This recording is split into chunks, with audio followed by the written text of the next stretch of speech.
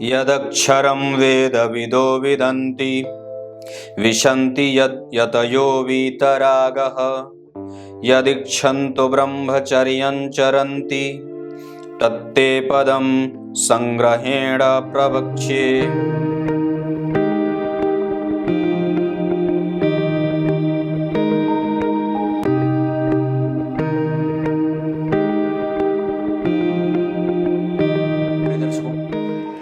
नमस्कार, एक बार फिर से उपस्थित हूं आप सबके सामने मंगलवार के कार्यक्रम में विश्लेषण जन्म कुंडली का। इस कार्यक्रम के अंतर्गत आज भी एक कुंडली लेकर के ही आया हूं, पर यह कुंडली जीवन में एक ऐसे थके हारे व्यक्ति की है जिसके घर में जैसे ही उसके पिता की मृत्यु होती है, उसके बड़े चाचा बड़े ताऊ लोग, ये गोरखपुर की कुंडली है, उसके घर के लोग उसकी संपत्ति हड़पना चाहते हैं और व्यक्ति पढ़ाई के लिए तैयारी करने दिल्ली गया, अपने छोटे भाई की इच्छा भी पूरी करना चाहता है, अपने माता के सपनों को भी पूरा करना चाहता है और अपने स्वास्थ्य की समस्या से भी जूझ रहा है।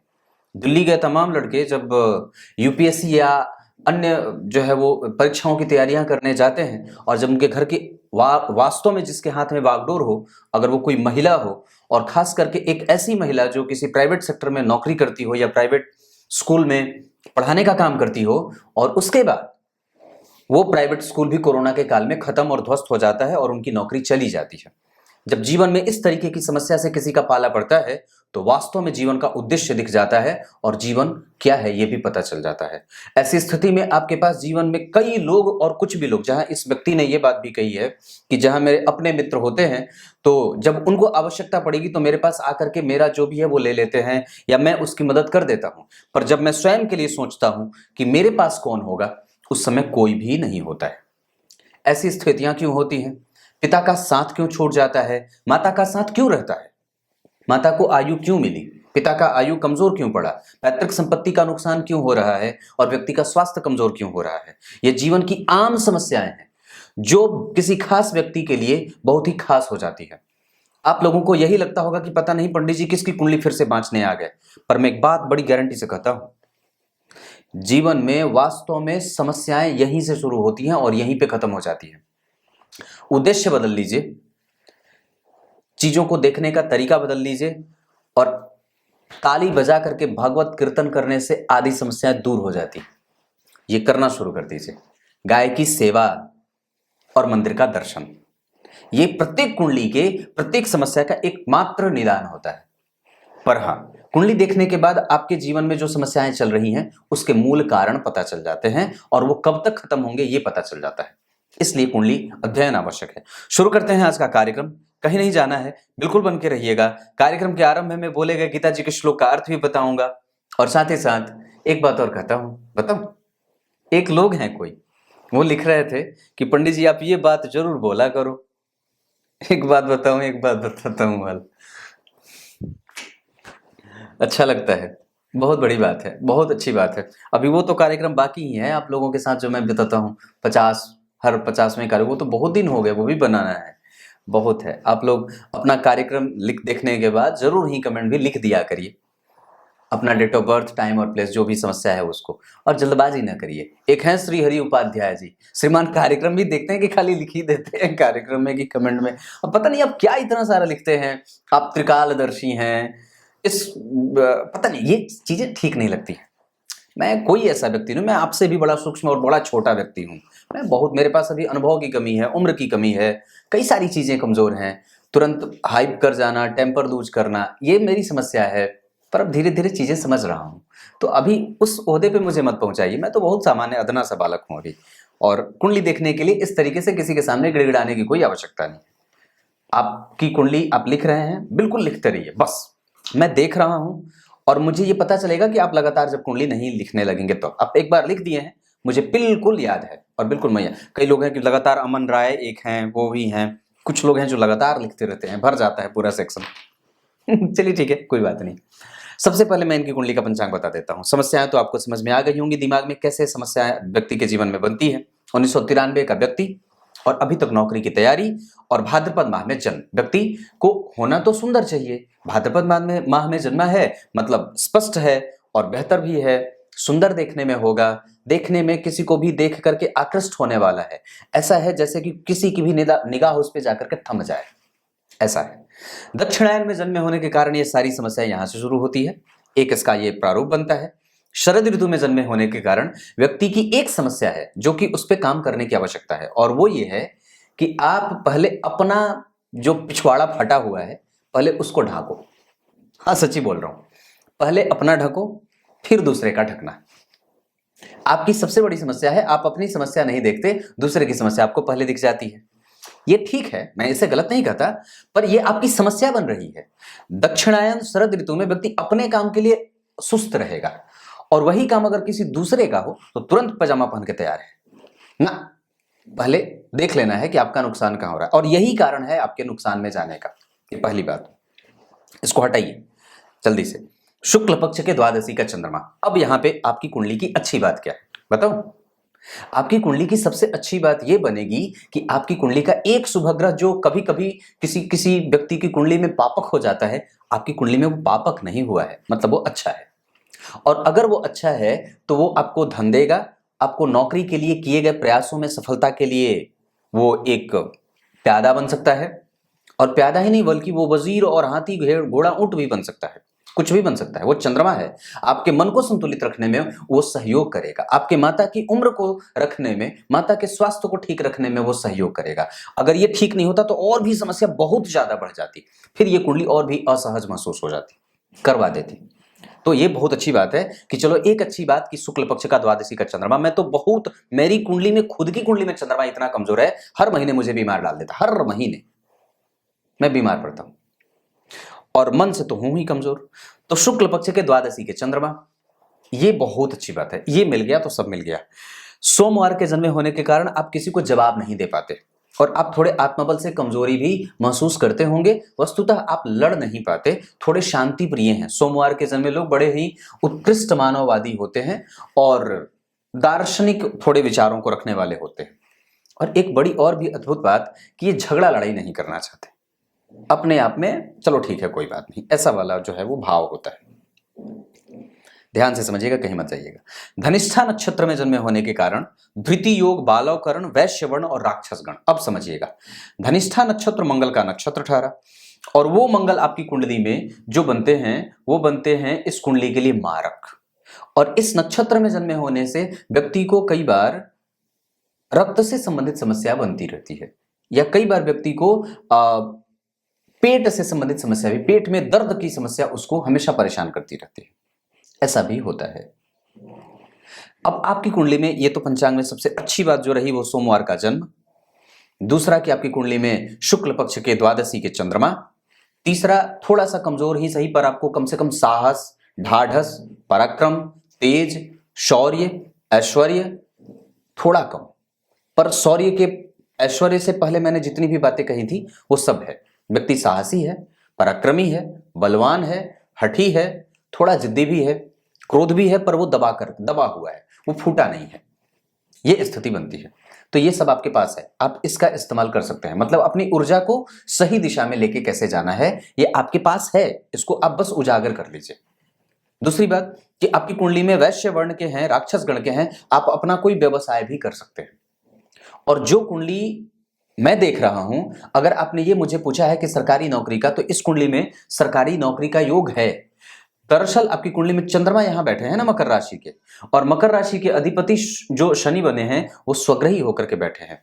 और गौर करिएगा तो राशि के अधिपति जो अगर राशि के निकट बैठे हों तो ये बड़ी अच्छी बात है, क्योंकि राशि के अधिपति पे एक शुभ ग्रह शुक्र की दृष्टि है, और लग्न के अधिपति पे इस कुंडली के सर्वाधिक योग कारक ग्रह, ध्यान से समझिएगा, लग्न के अधिपति का लाभ में जाना और शनि जैसे स्वग्रही शश महापुरुष योग के निर्माता ग्रह शनि से दृष्ट हो जाने के कारण व्यक्ति के जीवन में तमाम प्रकार की परेशानियां आने के बावजूद भी व्यक्ति अपनी शिक्षा और अपना प्रभाव और साथ ही साथ उसके जीवन में जो भी समस्याएं आती हैं वो सबको दूर धकेलता हुआ सफल हो जाता है।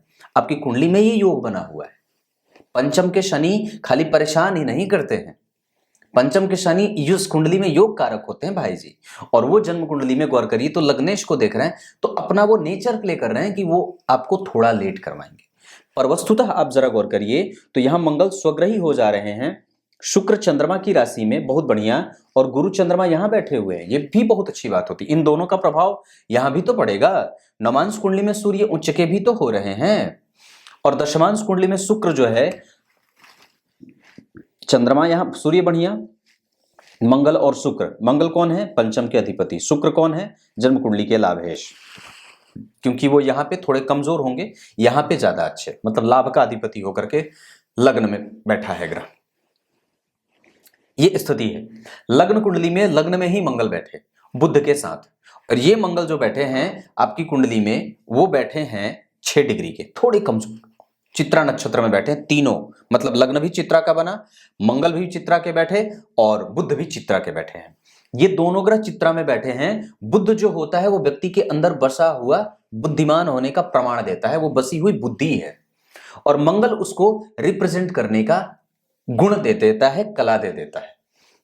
ये कलम जो है वो कलम मंगल है, और ये जो लिख दिया ये बुद्धि है, ये बुध है। तो आपकी कुंडली में शिक्षक बनने का भी योग है। इन दोनों का सहयोग, इन दोनों के सहयोग से व्यक्ति जो है वो प्रशासनिक सेवाओं की तैयारी भी कर सकता है, और स्टेट गवर्नमेंट, स्टेट पीसीएस की भी तैयारी कर सकता है। क्यों ऐसा? क्योंकि सूर्य 12वें जा रहे हैं, लेकिन यहां वो गुरु के साथ है। अब होता क्या है कि व्यक्ति के जीवन में पिता भाव के अधिपति चंद्रमा जो है वो मकर राशि में बैठे, जिसपे देखिएगा तो गुरु की दृष्टि नीच की पड़ रही है इस कारण से, और चंद्रमा चतुर्थ भाव में बलवान हो जाते हैं।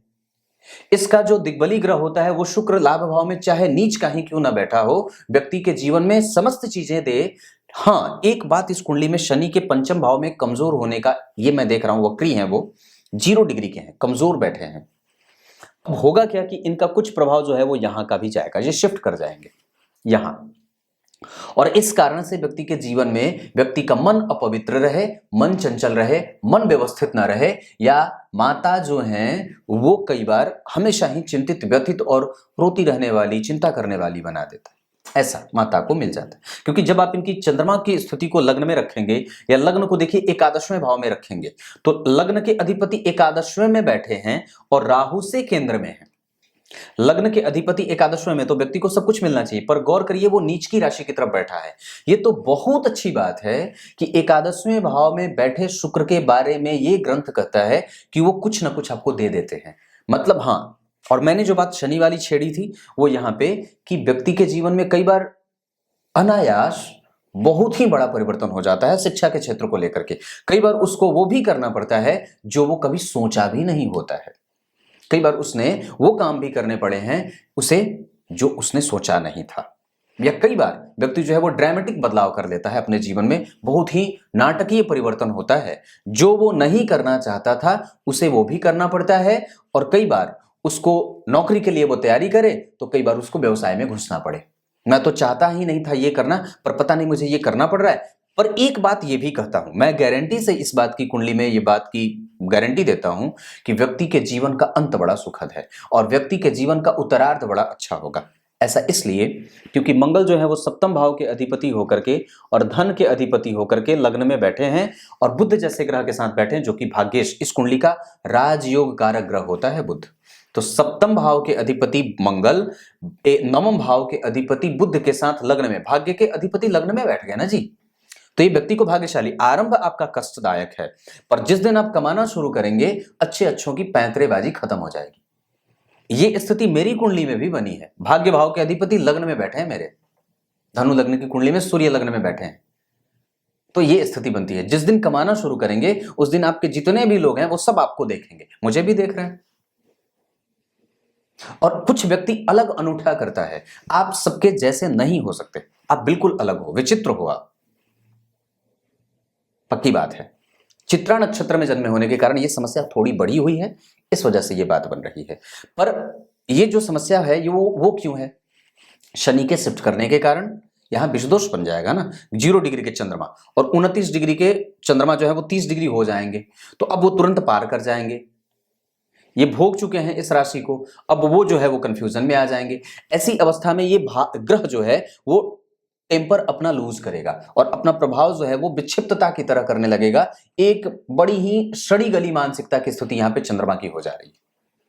इस कारण से, और जन्म कुंडली में पिता भाव के अधिपति चंद्रमा ही बनते हैं, वो कमजोर हैं, इस कारण से पिता का सुख कमजोर होता है। दूसरा, पिता का कारक सूर्य 12 में, नीच की राशि की तरफ बढ़ना, और पिता भाव के ऊपर गौर करिए तो किसी भी शुभ ग्रह का प्रभाव नहीं है, चंद्रमा जो है वो देख रहे हैं। तो ये अच्छी बात है कि पिता जब तक थे तब तक वो रहे थे, लेकिन उन्होंने अपना काम ही किया। उस भाव पे नीच के राहु की दृष्टि पड़ रही थी, जो नीच के बैठे थे, और सामान्यतया तटस्थ देख रहे थे, वो बहुत अच्छा नहीं देख रहे थे। तो कर्क राशि पे राहु की दृष्टि जा रही थी, जो पहले ही नीच का हुआ था, और सूर्य तो पहले ही गुरु के साथ बैठे हैं। तुला लग्न की कुंडली के लिए पिता ही दुश्मन के साथ बैठे हैं, पिता और दुश्मन दोनों एक साथ हो गए। ये तो बहुत अच्छी बात है कि आपकी कुंडली में दोनों मित्र होते हैं। जो पिता भाव का अधिपति है वो चंद्रमा, और पिता का कारक, तो पिता का कारक हो गए सूर्य, पिता के, अब वो बैठे किसके साथ है? पिता के कारक सूर्य गुरु के साथ, जो कौन है इस कुंडली का सबसे खराब ग्रह। तुला लग्न की कुंडली के लिए गुरु बहुत अच्छे नहीं होते, यानी कि अगर छठे, आठवें, 12वें और तीसरे भाव के अधिपति किसी अच्छे भाव के अधिपति के साथ बैठे हों, या किसी खराब भाव के भी अधिपति के साथ बैठे हों, तो उसकी बुरे प्रभावों में और भी वृद्धि होने वाली हो जाती है। इस कारण से व्यक्ति जो है वो किसी भी चीज से उलझा है तो उलझा ही रहेगा। कई बार वो जीवन में जब तक अपने पैरों पर खड़ा ना हो जाए तब तक उसके जीवन की समस्या खत्म ही नहीं होती है, वो लगातार चलती रहती है, एक के बाद एक समस्या, एक के बाद एक समस्या, एक के बाद एक समस्या चलती रहती है। ऐसा इसलिए ही होता है, ऐसा इसलिए ही होता है क्योंकि आपकी कुंडली में दो सबसे ही महत्वपूर्ण ग्रह, जो नैसर्गिक रूप से सभी ही, अब देखिए एक बात बताता हूं। आज मेरी बात किसी से हो रही थी फोन पे, तो उन्होंने ये बात कही कि पंडित जी आप मेरी जब कुंडली देखे थे तो 1 से 1.5 घंटे बात किए थे, पर आपने जब किसी दूसरे की कुंडली देखी थी तो 15-20 मिनट में ही निपटा दिए थे। मैंने कहा देखो एक बात बताता हूँ, कोई कुंडली ऐसी होती है जो बहुत ज्यादा बुलवाने के लिए मजबूर कर देती है, और कुछ कुंडलियां ऐसी होती हैं जो बहुत ज्यादा बुलवाती नहीं है, अब उसमें आपको चुप होना पड़ता है। ऐसा होता है, ये कुंडली के ऊपर बात निर्भर करती है कि वो आपसे कितनी ऊर्जा आपकी खींच रही है, या आप उसको कितना देना चाहते हो। मैंने एक बात बड़ी गौर करी है कि जिस व्यक्ति की कुंडली में भाग्येश कमजोर होते हैं, उसके कार्यक्रम भी बनाने में हमें दिक्कत होती है, और उसके कार्यक्रम बनाने में भी कोई ना कोई अड़चन आती है, जबकि सामान्यतया यूं बन जाती हैं चीजें। अब तो पहले जैसी मेरे पास समस्या भी नहीं है, पहले तो बहुत समस्या से कार्यक्रम बनाता था, अब तो वैसी कोई बात नहीं है, पर फिर भी यहां पे कोई ना कोई अड़चन आ जाती है। ये ग्रह आपके पहुंचने से पहले वहां पे दरवाजा खोल के बैठ जाते हैं, आओ मैं बैठा हूं, ऐसे वाले भाव में आ जाते हैं। अगर वो अच्छे रहे, कहा जाता है ना, आप भाग्य वाले का भूत हल जोत देता है। आपके पहुंचने से पहले आपकी कुंडली के ग्रह वहां पहुंच चुके हैं, और आपको लग रहा है कि आप पहली बार जा रहे हो। ना जी ना, बिल्कुल नहीं।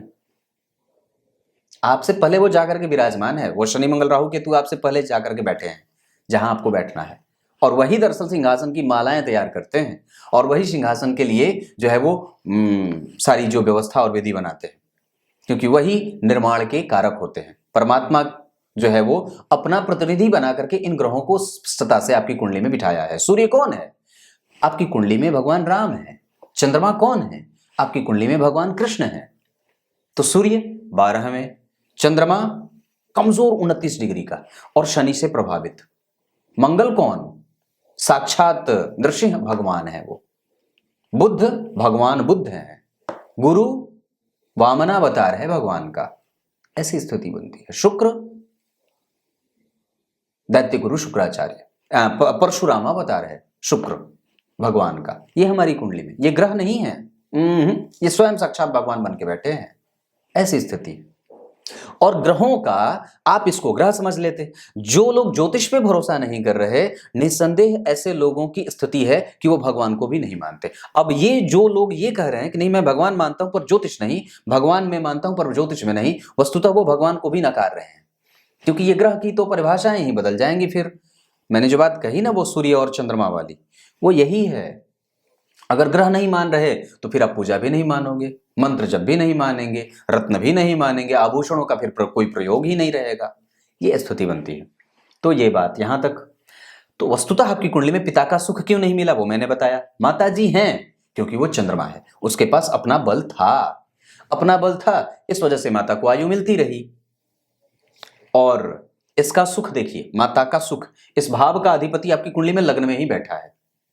समझ में आ रही है चीजें? माता का सुख यहां बना। अब इस भाव का अध्ययन जब हम करते हैं तो इस भाव के अधिपति जन्म कुंडली में इस भाव को देख रहे हैं, यानी कि माता का सुख है, वो है। लेकिन माता चिंतित क्यों रहती हैं? क्योंकि शनि शिफ्ट कर रहे हैं यहां पे, ये 0 डिग्री के है ना। और कष्ट क्यों आता है जीवन में? ये शनि का शिफ्ट होना यहां पे और चंद्रमा का कमजोर होना। ये जितने भी मानसिक अवस्थाओं में आपकी कमजोरी या बदहाली जो दिख रही है उसके पीछे का कारण ये है। और एक तो आप जन्मे हो दक्षिणायन के। अब एक बात बड़ी अद्भुत बताऊं। जन्म कुंडली में मारक ग्रह अगर, या जन्म कुंडली में 12वें का अधिपति लग्न में बैठ जाए और अगर सप्तम भाव के अधिपति के साथ बैठ जाए, 12वें के अधिपति हो गए बुध और 7वें के अधिपति हो गए मंगल, यही दोनों विराजे हैं। और गुरु और सूर्य को तो किसी भी कुंडली में, सामान्यतः एक बात बड़ी अद्भुत बताता हूं कि किसी भी कुंडली के लिए, चाहे वो मकर लग्न की क्यों ना हो, उसमें भी गुरु और सूर्य का बलवान होना ठीक माना जाएगा। लेकिन अगर जो ये दोनों बाहर में बैठे हैं और खराब हो गए तो निश्चित मानिए कि व्यक्ति के जीवन में सब कुछ नहीं मिल पाता है। चाहे कुंडली किसी भी लगे, चाहे गुरु आपकी कुंडली में मारक हो, कारक हो, अकारक हो, कुछ भी नहीं, सूर्य आकर कारक मारक जो जितने भी सूत्र ज्योतिष के हैं वो सब हटा दीजिए। एकमात्र नैसर्गिक रूप से ये दोनों ग्रह जो व्यक्ति के जीवन में सब कुछ देने के लिए, चंद्रमा, गुरु और सूर्य। थोड़े थोड़े सब ग्रह कमजोर होंगे चलेगा। वैसे तो जन्म कुंडली में गुरु और सूर्य अगर कमजोर हों तो व्यक्ति की कुंडली आगे बढ़ ही नहीं पाती है, उसको बड़ी मशक्कत करनी पड़ती है। तो मैंने उनको वही बात कही थी कि आपकी कुंडली कितना मुझसे खींचती है ये भी निर्भर करता है कि कुंडली कैसी है, ज्योतिषी का मूड कैसा था, वो बोला कैसा और उसके प्रभाव कैसे थे। तो ये बात है कि वस्तुतः जो है वो आपकी कुंडली पे निर्भर करती है। तो गुरु और सूर्य दोनों 12 में चले गए तो पॉजिटिव एनर्जी जो है वो इस कुंडली की जो सकारात्मक ऊर्जा है वो दोनों अपना क्षय हो रहा है, अपना क्षय करा रहे हैं। क्योंकि नैतिकीय तत्वों का, अब यहां से आपकी कुंडली में आपके कई बार व्यक्ति कुछ भी ना करे पर फिर भी उसके ऊपर दोषारोपण होता रहे। शनि की तीसरी दृष्टि दाम्पत्य में कमजोरी, पत्नी से सहयोग संपूर्ण न मिले। शनि की 7वीं दृष्टि व्यक्ति के जीवन में कष्ट और लाभ प्राप्त करने में दिक्कत। लेकिन एक बात जरूर है कि यहां पे शुक्र बैठे हैं लग्न के अधिपति, तो कम से कम इस भाव पे शनि की जो कुदृष्टि पड़ेगी, क्योंकि शनि सूर्य की राशि को देखेंगे तो वो उनका शत्रु होता है, तो वहां पे लाभ प्राप्त करने में और व्यक्ति जो भी अक्वायर करना चाहता है उसमें जो समस्या पैदा होगी वो उसको दूर करने का प्रयास करेंगे। क्योंकि लग्नेश वहां स्वयं बैठे हैं ना। अरे भाई जी, लग्न के अधिपति जहां भी बैठेंगे तो उस भाव में जितनी भी समस्याएं होती हैं उसको वो स्वतः दूर करने का प्रयास करते हैं। और उसके मित्र जो ठहरे, तो इस भाव में कमजोरी क्यों आई? क्योंकि लग्न के अधिपति से केंद्र में एक पापग्रह बैठा, उससे केंद्र में एक और पापग्रह बैठ गए। इस भाव पे किसी भी शुभ ग्रह का कोई प्रभाव भी नहीं है। एक अलग बात बड़ी अद्भुत है, क्योंकि शुक्र के ऊपर आप जरा गौर करिए तो इनसे तीसरे कोई ग्रह नहीं, इनसे तीसरे दो ग्रह बैठे हैं। तो इनसे तीसरे मंगल और बुध के कारण व्यक्ति के पास कम से कम अपना आत्मबल मजबूत रहेगा। वो विपरीत से विपरीत परिस्थिति में लड़ करके, साहस जुटा करके सब कुछ प्राप्त करेगा और जीवन में वो शिक्षा के लिए, वो अध्ययन अध्यापन के लिए, डिग्री के लिए, नौकरी के लिए अपने किए गए समस्त प्रकार के प्रयासों में सफलता भी अर्जित कर लेगा। ये बात कहा जा सकता है। ऐसा इसलिए क्योंकि नवांश कुंडली में देखिए शुक्र कौन है? आपकी कुंडली के प्रतियोगिता भाव के अधिपति। ये जीवन में जो कर्म क्षेत्र में जो प्रतियोगिता आ रही है वो शुक्र के कारण, यहां देखिए शुक्र यहां पे भी जन्म कुंडली में रोगेश हो जाते हैं, प्रतियोगिता बन गए ना। और मंगल कौन है? जन्म कुंडली में 12वें के अधिपति। अब जरा ध्यान से समझिए ये दरिद्री क्यों छाई है। थोड़ी अजीब स्थिति है पर इसको बताना जरूरी है, क्योंकि 12वें के अधिपति बुध और 7वें और इस कुंडली का मारक ग्रह दोनों इस कुंडली में, अच्छे भाग्य भाव का तो अधिपति नहीं बैठा है ना। बुध बैठे हैं तो भाग्यशाली होगा जरूर, वो अपने बल पे करना है कि नहीं। और यहां पे आपकी कुंडली में दशमांश कुंडली में 6ठे भाव के अधिपति लग्न में, और ये दोनों बहुत अच्छे नहीं होते, सामान्य होते हैं एक दूसरे के लिए, सामान्य। ठीक है, चलो ठीक है, हाँ ऐसा दूर से ही ठीक तो ठीक, ऐसा वाला मिल करके काम नहीं करते। मिल करके काम करेंगे तब जाकर के व्यक्ति का कर्म आगे बढ़ेगा ना। समस्या यहां है कि आपकी कुंडली के दशमांश कुंडली में लग्न में कौन बैठा, तो लग्न में कौन बैठा है? तो दो ऐसे ग्रह बैठे हैं जो प्रायः एक दूसरे को सपोर्ट नहीं करते और एक दूसरे को देख करके 50-50% का परिणाम देना चाहते हैं। चलो ठीक है, मेरे बगल में इसको बैठा दिए, कोई बात नहीं है, चलो देखेंगे। अब ये तो भुगतना जातक को पड़ेगा। अगर भाई मैं बलवान होता तो व्यक्ति के पास साहस है, मंगल अपना 50% कैसे देंगे, तो चलो ठीक है मैं दे दूंगा। पर बगल वाली जो सीट दी है विधानसभा वाली, वो तो शुक्र को दे रखे हैं, तो उससे तो मेरा संबंध अच्छा होता नहीं है। तो शुक्र कौन है? आपकी कुंडली की प्रतियोगिता। एक अलग से वो तो उसका शत्रु बैठा, उसका बहुत अच्छा मित्र नहीं, और ऊपर से वो छठे भाव के अधिपति ठहर गए। तो अब वो व्यक्ति के जीवन में प्रतियोगिता लाते ही रहेंगे। एक काम को 3 बार में करवाएंगे, बोलेंगे मैं क्या करूं, मैं क्या करूं, मैं तो, मुझे जो भाव मिलेगा मैं उसका फल करूंगा। तो मुझे तुमने दिए हैं प्रतियोगिता कराने का भाव, मैं वो परिणाम कर रहा हूं। ऊपर से व्यक्ति को थोड़ा भोगी और थोड़ा रोगी बना दे, क्योंकि व्यक्ति के पास इच्छा भी तो जागृत होती रहेगी। मंगल उसमें साहस देने का काम करेंगे, मंगल उसको एग्रेसिव भी बनाएंगे ना। व्यक्ति जीवन में चाहेगा जल्दी जल्दी सब कुछ हो जाए, पर ये शुक्र उसमें बाधाएं और बाधाओं को डालने का काम करेंगे। ऐसा इसलिए भी होता है क्योंकि सूर्य 12वें और गुरु 12वें, इनका बाहर जाना बिल्कुल भी ठीक नहीं। और यहाँ पे जन्म कुंडली में 12वें के अधिपति का लग्न में आना, आप जरा ध्यान से समझिए, मेरे निकट आकर बैठिए, यहाँ बैठिए। यहां मंगल जो बैठे हैं वो कौन है? द्वितीय भाव के अधिपति, धन और सप्तम के अधिपति। एक बात और है, धन भाव के अधिपति का संबंध जन्म कुंडली के 12वें भाव के अधिपति के साथ हो तो व्यक्ति के पास धन बचता नहीं है, और माता जी का जितना कमाया हुआ जो धन है वो सब किसी न किसी परिस्थिति के कारण उजड़ता रहता है। ये बड़ी अद्भुत बात होती है, मैंने भी कष्ट बड़े देखे, बड़ी बड़ी बड़ी। अब यहां तक ये बात खत्म। अब आप अपनी कुंडली में जरा ध्यान से समझिएगा कि धन क्यों कमजोर है। धन भाव में नीच के राहु, यहाँ के अधिपति व्यक्ति को धनवान अवश्य बनाएंगे, लेकिन गौर करिए ये राहु जो है वो अनुराधा नक्षत्र के बैठे हैं, जिसके अधिपति से इसको कोई बल ही नहीं है, क्योंकि शनि स्वग्रही होकर के बैठे हैं। शश महापुरुष योग बन भी रहा है, लेकिन जन्म कुंडली में लग्न में 12वें भाव के अधिपति और धन भाव के अधिपति आकर के एक साथ जुड़ करके व्यक्ति के धन की समस्या को बढ़ाने वाला बना दे रहे हैं और व्यक्ति के जीवन में मशक्कत भी डाल रहे हैं। मंगल की चौथी दृष्टि उच्च की पड़ेगी, इस वजह से व्यक्ति प्रशासनिक सेवाओं में और साथ ही साथ चल अचल संपत्ति का सुख भी भोगेगा, पर उसको कुटुंब का सुख नहीं मिलेगा, या कुटुंब जो होगा वो जो आपके बड़े ताता, बड़े जो ताऊ वगैरह हैं, चाचा चाची जो लोग हैं, ये लोग, वो लोग हड़पने का काम करेंगे। इन्होंने लिखा भी है, यहाँ राहु बैठे, ये कुटुंब का भाव है ना। पैतृक संपत्ति यहाँ भी देखना होगा, इस भाव का अधिपति लग्न में बैठा है। छठे भाव के अधिपति गुरु जो है वो जन्म कुंडली में 12वें जा रहे हैं।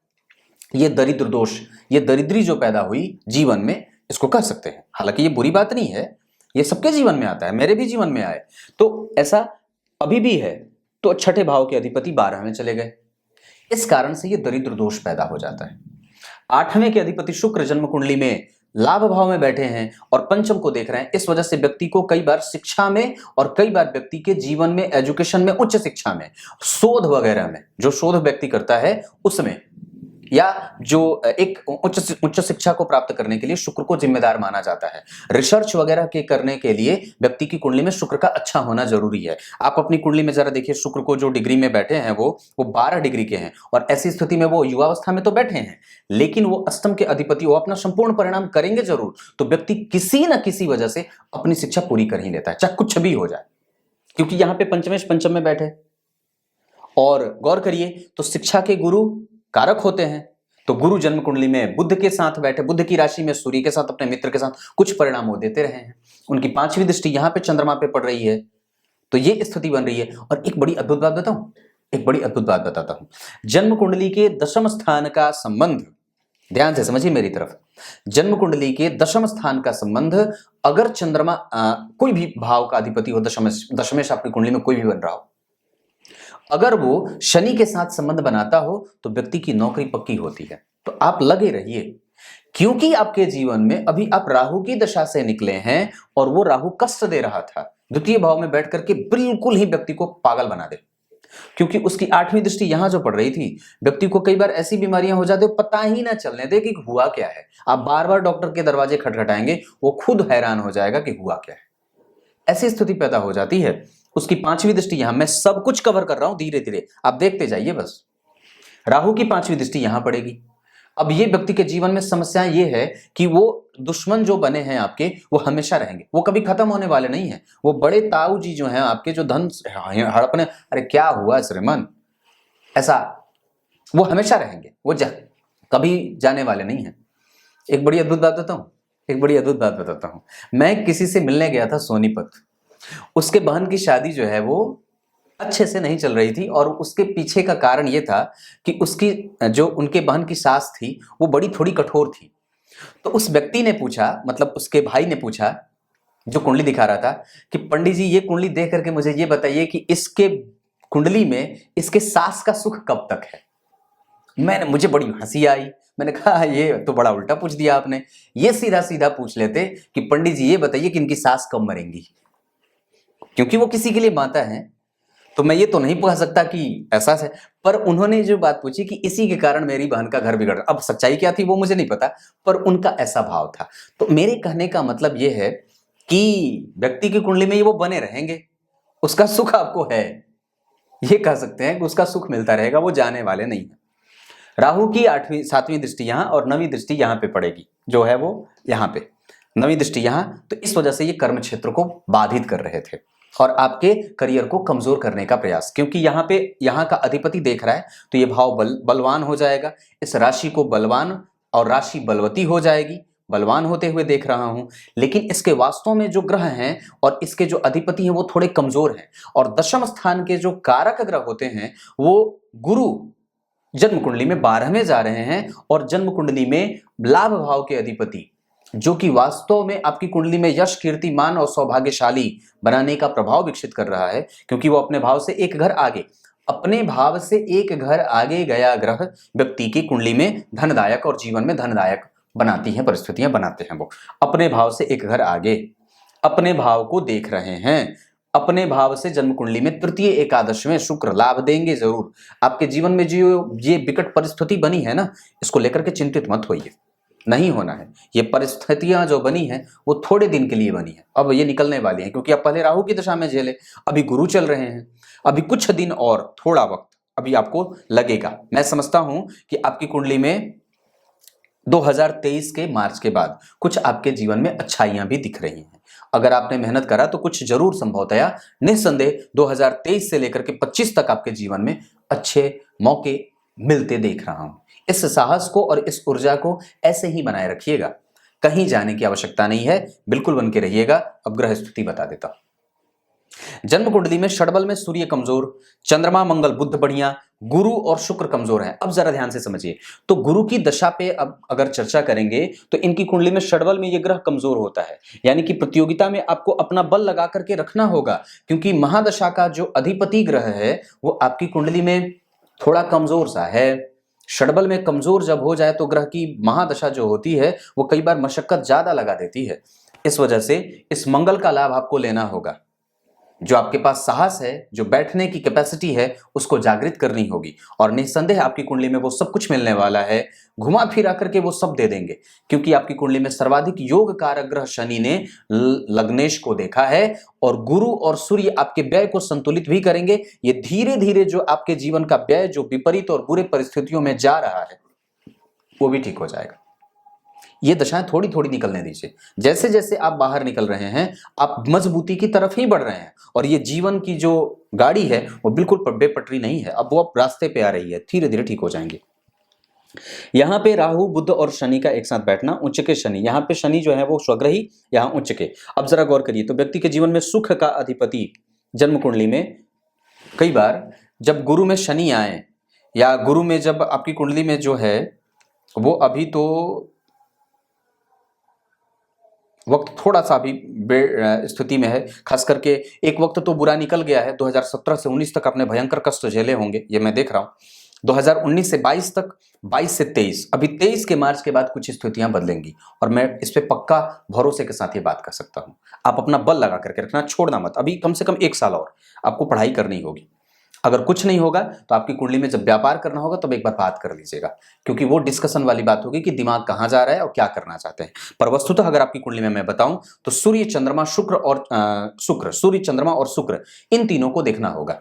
आपकी कुंडली में शुक्र यहाँ लग्न में, यहाँ शुक्र भाग्य में, और यहाँ पे जन्म कुंडली में शुक्र लाभ में, यानी कि शुक्र इस कुंडली में मजबूत होते देखे जा रहे हैं, या फिर महत्वपूर्ण ग्रह के रूप में अपनी भूमिका निभा रहे हैं, क्योंकि यहाँ भी वो लग्नेश होते हैं, यहाँ भी वो जन्म कुंडली में 12वें के अधिपति सप्तम होकर के यहाँ पे तो थोड़ी कमजोर, लेकिन यहाँ पे धनु लग्न की कुंडली में वो बाधकेश होकर के जाकर के लग्न में बैठ रहे हैं।